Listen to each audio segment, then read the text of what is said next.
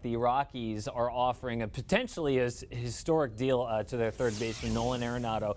They lock up the face of the franchise to what reports say are an 8-year deal worth a $255 million. That's the latest from our MLB insider, Jim Bowden. ESPN is reporting the $255 million bucks. The deal also includes an opt-out after 3 years. Arenado, a 4-time All-Star, 6-time Gold Glove winner. He was set to become a free agent after the season. Again, Nolan Arenado finalizing an 8-year deal for the Colorado Rockies. All right, let's bring in our MLB insider, our GM, Jim Bowden. So, Jim, what is your reaction to the report, a potentially historic deal for Nolan Arenado?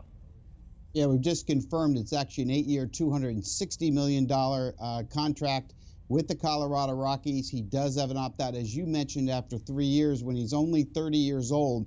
This makes him the highest paid position player on an average annual value in baseball history.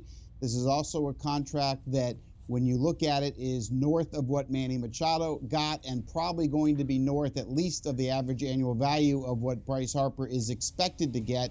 But Arenado, baseball-wise, a better player than both Harper and Machado. This is a great two-way player, a guy capable of 40 homers, 100 RBIs, and the best defensive third baseman in the National League. And the Rockies worked very hard to get this deal done. A great job for them to secure him, to be able to stay here. And for him, you know, Nolan does have the opportunity. If the Rockies don't win over the next 3 years, he will have the opportunity, if he wants to go back on the market at still a very young age of 30. So this is a deal that really, to me, makes sense for both sides. All right. What do you think really went into the decision for Nolan Arenado not to test free agency? Do you think that opt-out clause over 3 years really was that sticking point to get this deal done? Well, I think, first of all, Nolan made it very clear at the beginning he wanted to stay a Rocky, and the Rockies wanted to keep him, and they've been working on this for a long, long time.